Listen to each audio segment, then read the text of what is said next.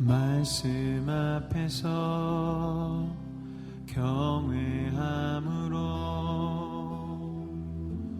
주께. 오늘 마가복음 16장 12절에서 13절까지의 말씀 가지고 우리를 뜨겁게 하는 말씀이라는 제목으로 말씀을 나누려고 합니다. 오늘 본문 이 말씀은 짧은 구절이지만 그 짧은 구절 안에 다른 성경 본문에서는 굉장히 자세하게 다룬 내용이 들어 있습니다. 그래서 오늘 마가복음 16장 12절에서 13절이 주된 본문이지만 보조적으로 본문을 또 살펴보자면 누가복음 24장 17절에서 32절까지의 말씀이 이 짧은 두 절 안에 그대로 녹아 들어있다라고 말씀을 드릴 수가 있습니다. 그래서 오늘 이 짧은 두 구절의 이 말씀은 우리가 잘 아는 엠마오로 가는 두 제자에 대한 그런 내용입니다. 근데 이 본문은 우리가 12절, 13절 이 두 절만 살펴봤지만 그 앞에 9절, 11절 그 위에 그리고 또 14절 후반부 이렇게 전체적으로 흐름을 볼 때 어떤 의도적인 어떤 내용의 흐름이 담겨 있음을 우리가 볼 수 있습니다. 이제 우리가 12절, 13절을 본문으로 읽었지만 바로 윗절, 그러니까 11절, 마가복음 16장 11절을 우리가 함께 같이 읽겠습니다. 11절입니다. 그들은 예수께서 살아나셨다는 것과 마리아에게 보이셨다는 것을 듣고도 믿지 아니하니라. 그러니까 마리아에게 보이셨다라는 것을 듣고도 믿지 아니했다라는 것이죠. 또 밑에 13절, 12절, 13절 바로 밑에 하반절 보면 14절입니다. 14절도 한번 같이 읽겠습니다. 그 후에 11 제자가 음식 먹을 때 예수께서 그들에게 나타나사 그들의 믿음 없는 것과 마음이 완악한 것을 꾸짖으시니 이는 자기가 살아난 것을 본 자들의 말을 믿지 아니함이더라. 그러니까 예수님이 죽으시고 자기가 살아난 것을 본 사람들의 그 말들을 믿지 아니했다라는 것입니다. 그러니까 엠마오로 가는 그 두 제자의 내용이 12절, 13절에 담겨 있고 그리고 제일 위에 바로 그 위에 11절과 바로 밑에 14절 이 구절을 보면 이 전체적인 본문의 의도적인 흐름은 예수님께서 부활했다, 예수님께서 죽으시고 부활했다라는 것을 듣고도 믿지 아니했다라는 것입니다. 그러니까 이 흐름이 지금 이 상황이 그렇게 된다는 것이죠. 그러니까 제자들은 지금 예수님께서 다시 살아나셨습니다 라는 이 메시지를 막달라 마리아와 다른 여인들을 통해서 들었는데 그것을 전혀 믿지 아니했다는 것입니다. 왜 믿지 않았을까요? 그것은 그들의 상황이 어떤 상황이었는가 하는 것을 우리가 이해하면 쉽습니다. 일단 예수님이 잡혀서 죽었습니다. 자기의 스승이 죽었습니다. 그러니까 낙심했겠죠. 완전히 절망에 빠졌습니다. 이 제자들은 자기의 생업을 다 포기하고 예수님을 따른 사람들이었습니다. 그들이 90% 이상이 다 어부였다라고 한다면 자기들의 그물이나 자기들의 배 이런 것들을 다 버리고 예수님을 따른 사람들입니다. 그런데 그 사람들이 따르던 예수님이 죽어버렸습니다. 그리고 또 언제 자기들도 예수를 따라다녔다라는 죄목으로서 자기들도 언제 죽을지 모르는 상황입니다. 그래서 이 제자들은 집으로 몰래 숨어 들어가서 그냥 함께 있거나 아니면 오늘 엠마오로 가는 두 제자처럼 예루살렘에서 도망해서 엠마오로 다른 지역으로 피신해 가고 있는 그런 상황인 것입니다. 그러니까 전체적인 흐름은 절망하고 낙심해 있는 상황입니다. 그렇기 때문에 이 낙심하고 절망하고 그리고 아무런 희망도 보이지 않는 그런 상황에서 막달라 마리아가 예수님이 부활했다라는 소식을 전해도 믿지를 못한 것입니다. 또 엠마오로 가는 그 두 제자는 예수님께서 함께 동행하셨습니다. 함께 동행해서 같이 가는데 그 예수님을 보고도 보지를 못했습니다.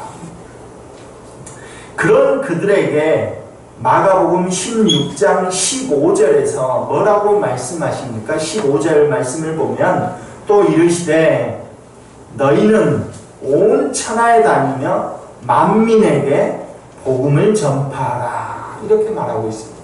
아니 지금 낙심해가지고 절망해가지고 있는 그런 상황입니다. 거기에다가 막달라 마리아를 비롯한 다른 여인들이 예수님의 무덤이 비었습니다.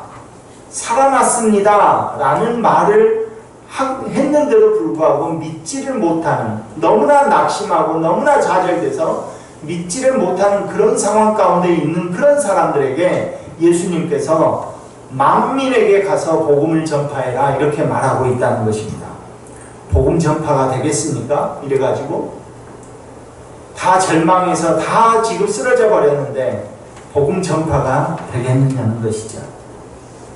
그렇다면 지금 보고도 또는 듣고도 믿지 못하는 절망 가운데 있는 그런 상황 가운데에서 그 어떤 일이 이 복음을 전파하라라는 말이 나오기까지 성경에는 나와 있지 않지만 어떤 상황이 벌어져 있었다. 그래서 만민에게 복음을 전파하라는 이 말씀을 들어도 이들이 힘을 얻고 전파할 수 있었을 것이다 라는 어떤 상황이 숨어 있지 않을까 하는 것이 이제 유추해 볼 수가 있는 거죠. 그러니까 지금 14절까지는 믿지 아니했다라고 했습니다. 근데 15절로 넘어가기 전에 거기에서는 기록되어져 있지 않지만 무엇인가 어떤 상황이 펼쳐졌고 어떤 일이 벌어졌기 때문에 예수님께서 만민에게 복음을 전파하라 제자들에게 말을 할 수가 있었다는 것이죠. 성경에는 나오지 않지만 그것을 한번 유추해보자 라는 것입니다. 이제 구체적으로 이 엠마오로 가는 그 두 제자에 대한 내용이 구체적으로 묘사되어 있는 말씀이 누가복음 24장에 나온다고 말씀을 드렸습니다. 엠마오로 가는 그 두 제자의 내용입니다. 그런데 이 누가복음 24장 14절을 보면 그들이 이런 말들을 하면서 엠마오로 내려갑니다. 뭐라고 이야기하냐면 엠마오로 가면서 두 제자가 엠마오로 향해 가면서 이 모든 된 일을 서로 이야기하더라 이렇게 말을 하고 있습니다. 14절에 모든 된 일, 그러니까 모든 된 일이라는 것은 어디에서 모든 된 일이겠습니까?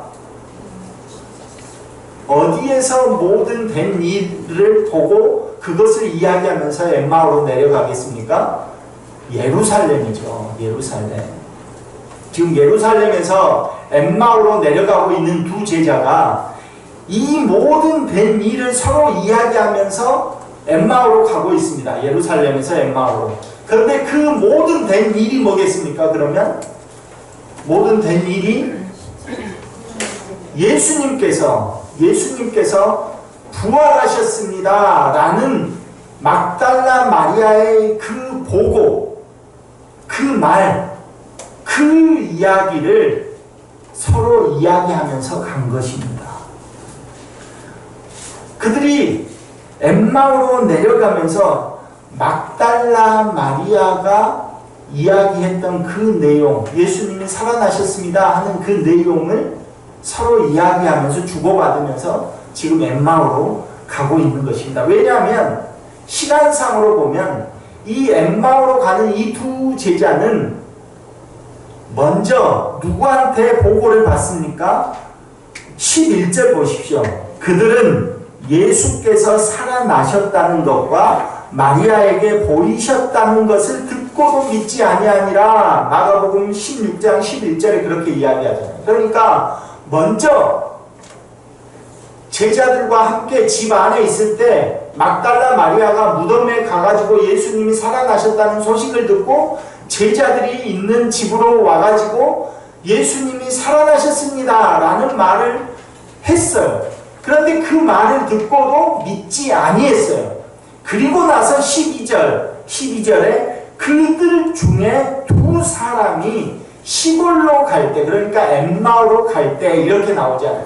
그러니까 신앙상으로 보면 이 엠마오로 가는 이 두 제자는 지금 예수님이 살아나셨습니다 라는 막달라 마리아의 보고를 듣고 그리고 엠마오로 피신하면서 내려가고 있는 중이었습니다. 그러니까 그들이 서로 된 일을 이야기하면서 내려갔다. 누가복음에 그렇게 나오는데 그 말씀은 곧 예수님이 살아났다는 그 말이 진짜일까? 이렇게 서로 이야기하면서 갔다는 것이죠.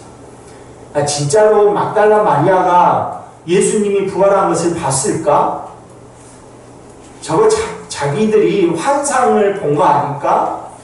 이런 이야기들을 하면서 내려갔다는 것입니다. 그때 예수님께서 이 두 제자가 내려가면서 하는 그 말들을 동행하면서 다 듣게 됐습니다. 그래서 예수님께서 물어보십니다. 그들에게. 야, 너희가 하고 있는 그 말이 무슨 말이니? 이렇게 물어봅니다. 그때 누가복음 24장 22절에서 24절에 이렇게 말을 합니다. 어떻게 말합니까? 어떤 여자들이 우리로 놀라게 하였다. 이렇게 말합니다. 누가복음 24장 22절에서 24절의 내용이 그겁니다. 예수님이 야 너희들이 하는 말이 무슨 말이야? 이렇게 물어보니까 그 말은 뭐냐면 우리가 한 집에 모여 있는데 모여 있는데 막달라 마리아와 어떤 여인들이 와가지고 예수님이 부활했다라고 말을 하더라. 그 말을 듣고 우리가 깜짝 놀랐다. 이렇게 예수님에게 말하고 있다는 것입니다. 이 말을 듣고 예수님은 엠마오로 가는 그 두 제자에게 어떤 행동을 하시냐면 엠마오로 가는 그 두 제자에게 성경의 내용, 성경 말씀, 예수님이 살아난다, 메시아가 살아난다, 어떻게 오신다, 이런 성경의 내용들을, 예언들을 다 하나씩 해석해주고 풀어줍니다. 풀어서 해석을 해줍니다. 하나님의 말씀을. 누가복음 24장의 내용이 그 내용입니다. 엠마오로 가는 그 두 제자에게 그 두 제자가 무슨 이야기를 하면서 갔습니까? 야, 부활했다는 게 사실일까? 저 여자들이 또 술 먹고 그런 거 아니야? 이런 이야기를 하면서 갔다는 것 아닙니까? 그러니까 예수님께서 그 말을 무슨 말이냐 하니까 여자들이 이런 말을 했다니까요 하고 말을 했어요. 그러니까 예수님께서 하시는 말씀이 야, 그것은 성경에 이런 예언이 있고 성경의 내용이 이런 것이 있고 이런 이야기를 다 해석해 줬다는 겁니다. 그때 이 두 제자가 고백하는 말이 있습니다. 두 제자가 고백하는데 우리 다 함께 한번 찾아볼까요? 누가복음 24장 32절입니다. 누가복음 24장 32절 말씀입니다.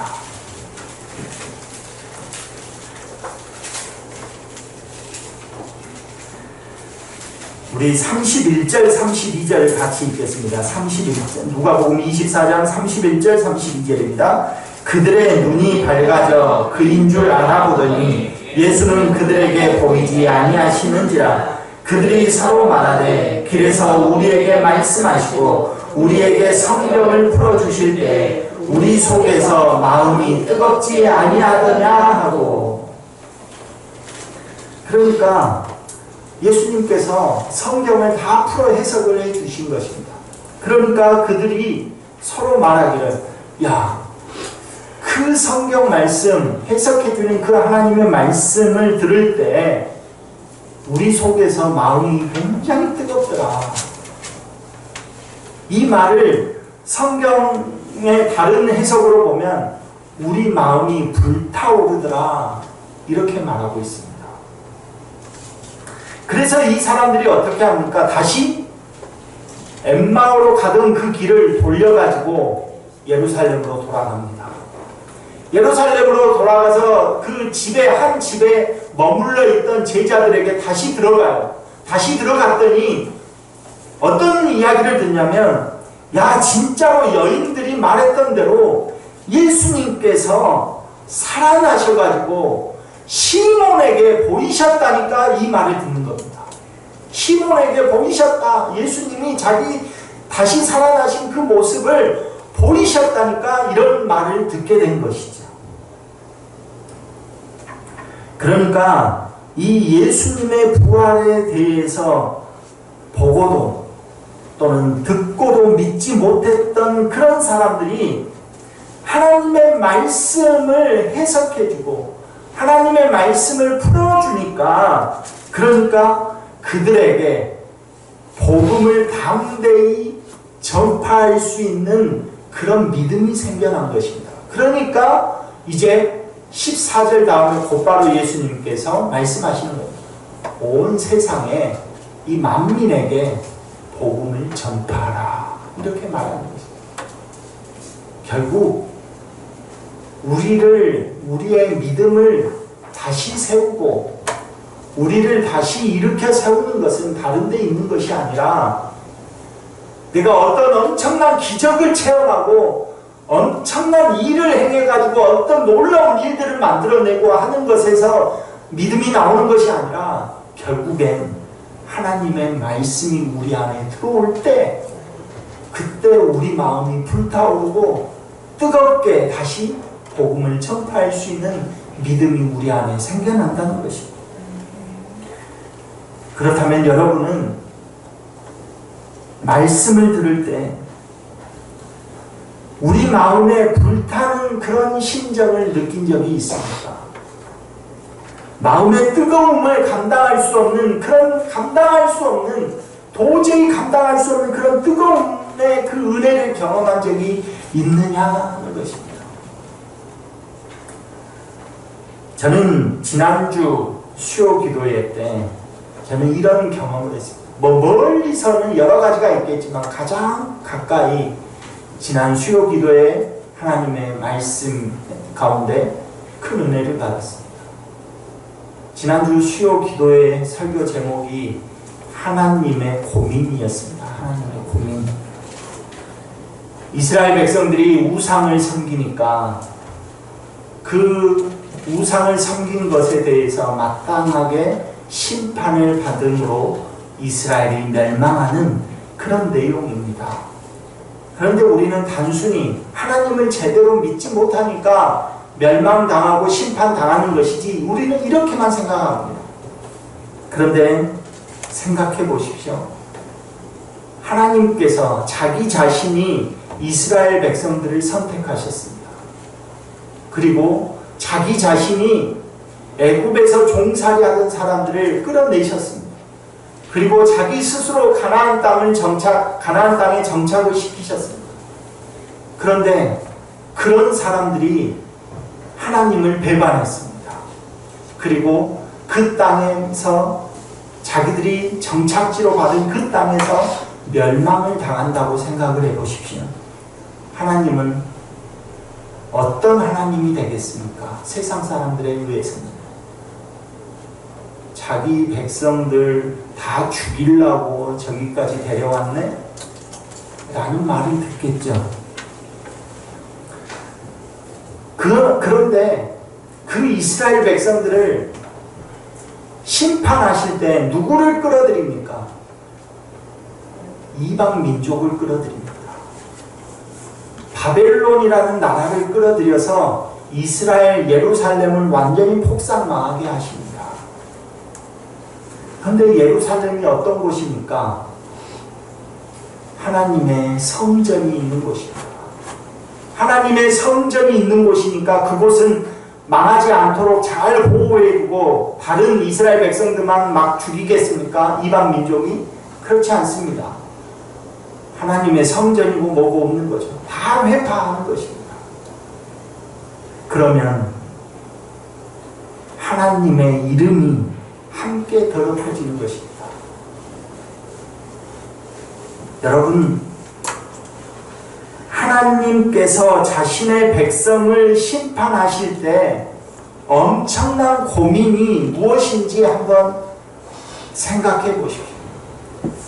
자기의 백성을 징계하실 때 하나님이 겪는 그 고민은 뭐겠느냐 하는 것입니다.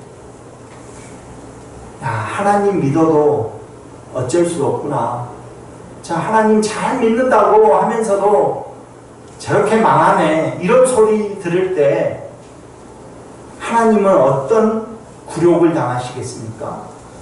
그 사람을 우리가 비판하는 것처럼 느끼지만 하나님 믿어도 소용없네 라고 하는 이 말을 들을 때 그 사람을 비판하는 것 같지만 누구의 이름이 똑같이 굴욕을 당하시는 겁니까? 하나님의 이름이 굴욕을 당하는 겁니다.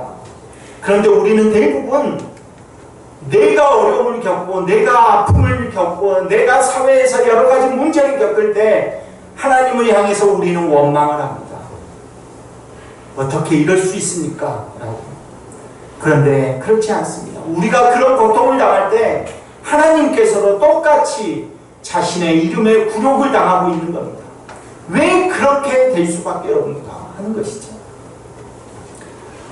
결국 우리를 징계하실 때 하나님은 스스로 자기의 이름도 굴욕을 당하실 작정을 하시고 우리를 징계하시는 것입니다. 하나님의 그 마음이 느껴지십니까? 만약에 자기의 이름이 굴욕을 당하시지 않으려고 한다면 우리를 징계할 필요가 없는 거죠. 그러나 자기의 이름이 굴욕을 당해서라도 자기의 백성을 다시 세우시기 위한 그 마음이 느껴지십니까? 자신의 백성들이 자신을 떠나서 세상에서 망하는 꼴을 볼 수 없기 때문에 자기의 이름이 굴욕을 당할 준비가 되어 있는 것입니다. 예수님께서 왜 십자가에 달려 죽으십니까? 왜 하나님께서 자신의 아들을 죽이십니까? 우리를 구원하시기 위해서 자기의 아들이 죽는 그 굴욕까지 참는 것입니다. 저는 이 말씀을 전하면서 제 마음에 뜨거운 그 마음이 있었습니다. 그러면 여러분은 어떤 마음이 있습니까? 우리가 겪는 고난에 대해서 또는 우리가 겪는 그 어려움 앞에서 여러분은 그냥 원망하고 왜 그럴 수 있냐고 그렇게만 말을 하십니다. 그렇게 우리를 연단하시는 그 과정은 하나님 자신의 이름이 이 세상에서 굴욕을 당하시는 그런 모습이기도 한다는 것입니다. 사랑하는 성도 여러분, 하나님의 말씀이 여러분의 마음을 뜨겁게 하시는 그런 은혜가 있기를 간절히 소망합니다. 하나님의 말씀을 수십 번, 수천 번, 수만 번 들었는데도 하나님의 말씀이 전혀 뜨거워지지 않는, 들려지는 그 말씀이 전혀 뜨거워지지 않는다면 우리는 기도해야 합니다. 보고도, 제자들처럼 보고도 또는 많은 사람들이 예수님이 부활했다는 소식을 전했는데 듣고도 믿지 못하는 그 상황에 우리는 그대로 안주해 있을 것이 아니라 하나님 앞에서 우리는 처절하게 기도해야 합니다. 우리가 지금 서 있는 그 자리에서, 우리가 지금 처해 있는 그 환경에서 아무렇지도 이렇게 하나님의 말씀을 들었는데도 마음에 뜨거움이 없다면 우리는 큰일 난 그런 존재들입니다. 여러분 세상에서 어렵고 힘든 일을 만나서 정말로 제자들처럼 보고도 믿지 못하고 들어도 듣지 못하는, 그래서 완전히 절망과 낙심에 빠져 있을 때 하나님의 말씀 앞에서 뜨거워지는, 불타오르는 그 심령을 달라고 기도하시기를 간절히 바랍니다. 하나님의 말씀이 여러분을 뜨겁게 해야 됩니다.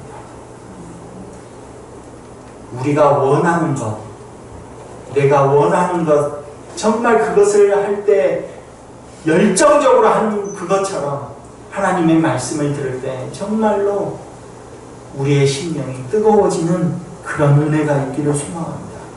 그냥 하듯이 그렇게 해서는 안 됩니다. 습관처럼 그냥 해서는 안 된다. 그러면 들어도 듣지를 못하는 것이고 보아도 보지를 못하는 것이고 보고도 듣고도 믿지를 못하던 우리의 마음이 하나님의 말씀을 통해서 뜨거워지고 사명이 불타오르는 그런 저와 여러분 되시기를 간절히 소망합니다.